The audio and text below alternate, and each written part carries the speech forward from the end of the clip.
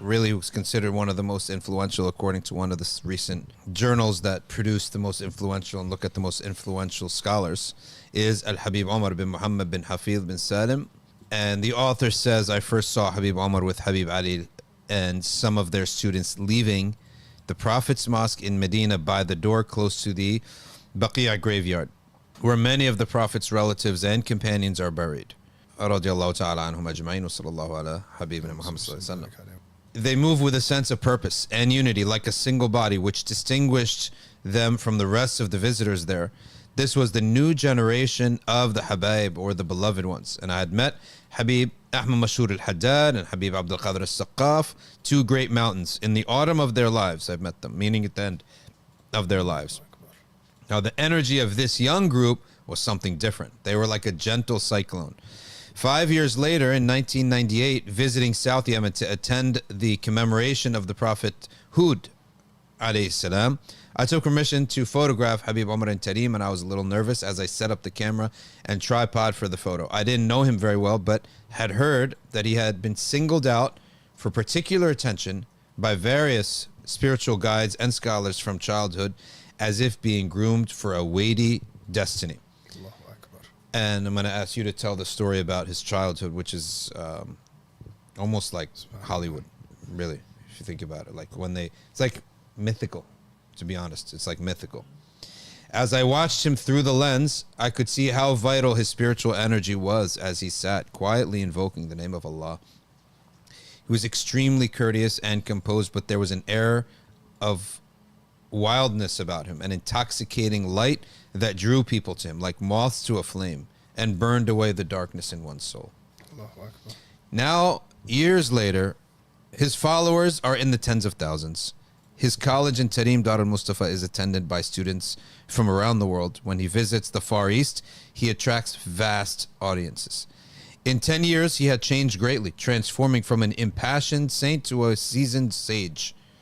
He travels extensively, taking little food and sleep. Whenever he speaks about the Prophet ﷺ and his family, it is as if he knows them personally. And you always hear a new, intimate story about them. His face is often slightly upturned, as if drawing energy from a vast unseen. And that's where we'll stop. The Far East, when he goes to Indonesia, they have, it seems to be like soccer stadiums. Yeah. And some of these events, when you look at them, you don't see the end. Like, I don't know if they're spilling into the streets. You just see people upon people upon people. Like, must be easily over 50,000. Like Madison Square Garden, as a visual, it's 17,000 people, right?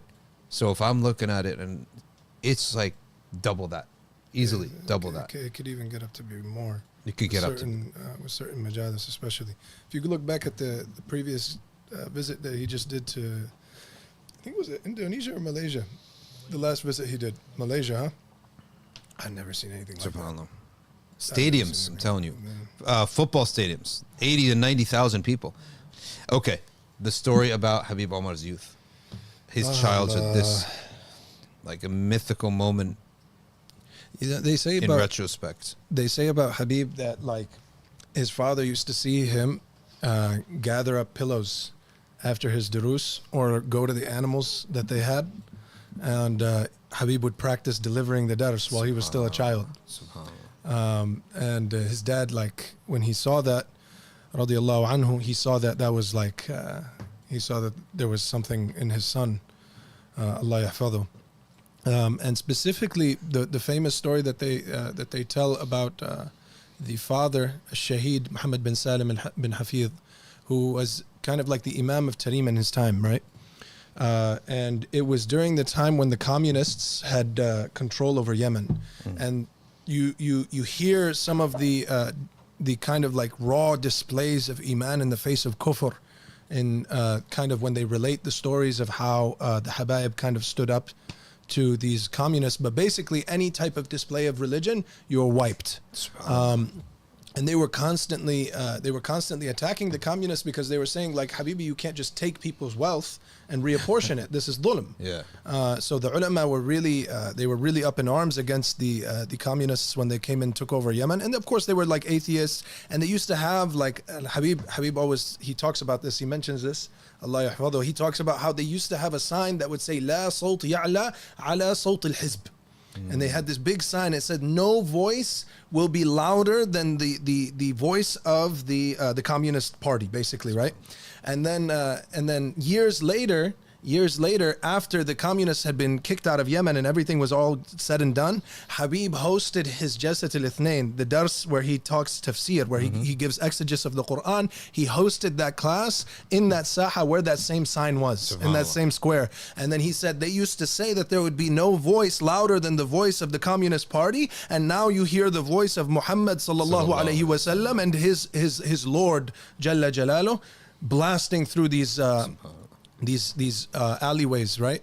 So the what happened was Habib Muhammad bin Salim rahimahullah, basically what happens is they used to have them come and check in with the communists in a place, like they had this little like building next to Jami' Tarim, right? And Jami' Tarim was the place where most people pray Jum'ah in Tarim, right? And it was the oldest Jum'ah in Tarim for a while before they ended up establishing another one. There's fiqh behind that, right? In the Shafi'i school, you can't have more than one Jum'ah simultaneously. Same with us. Naam. So what happens is that was under construction, so they were praying in Masjid Mihdar, which is far away from where the check-in was happening, right? So Habib Muhammad on Jum'ah, every single Jum'ah, they had to go and check in. So he leaves Habib Umar with his shawl in Masjid Mihdar. And Habib Umar at this point is 9 years old.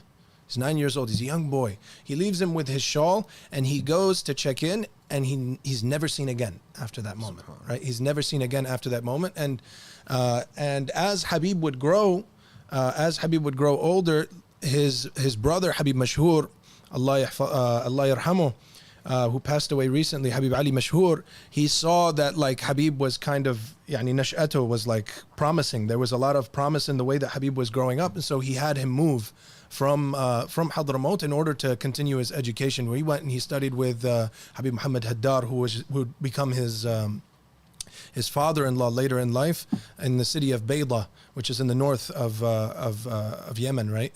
But the shahid here is that Habib Muhammad, like when he was kidnapped, you know, they saw this as a huge blow, right? Because Habib Muhammad was yani the Imam of Hadramaut at that time, right?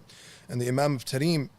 But he, you know, even they, like some of the poets, when they write some of the poetry about this moment, they mentioned that there was a secret in the fact that he left his shawl with Habib Umar. Right? There was kind of a handoff that was happening there. And the people of Allah subhanahu wa ta'ala, they have insight into these things. يَنظُرُونَ بِنُورِ اللَّهِ, right?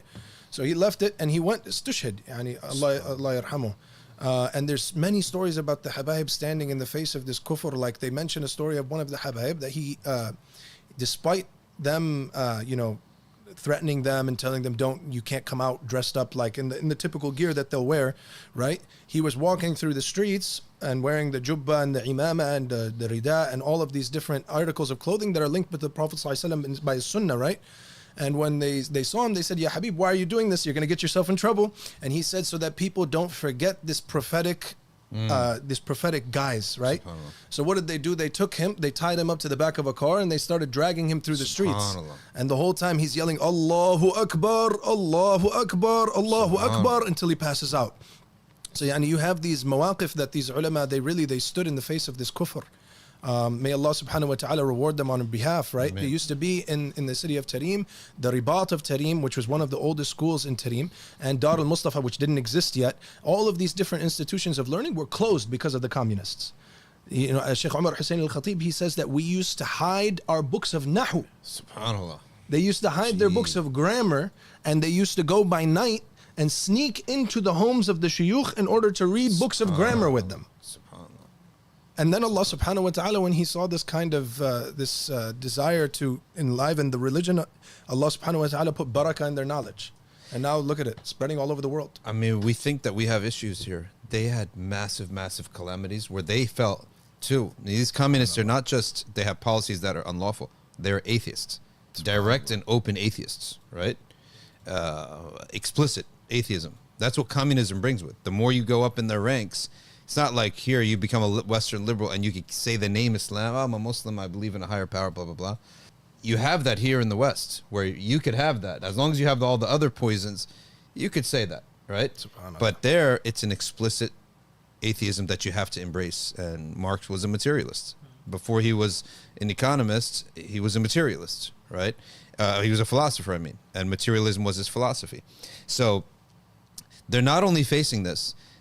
In Dar al-Islam, they were also attacked severely because of their Ash'ari Aqidah and their Ghazalian Tasawwuf. They were attacked severely to the point that it was like almost in hiding in both ways, right? The amounts of fitan and a destruction of a legacy, or at least a perceived an attack on their legacy, and an attack on this that really I don't think we can really imagine and appreciate.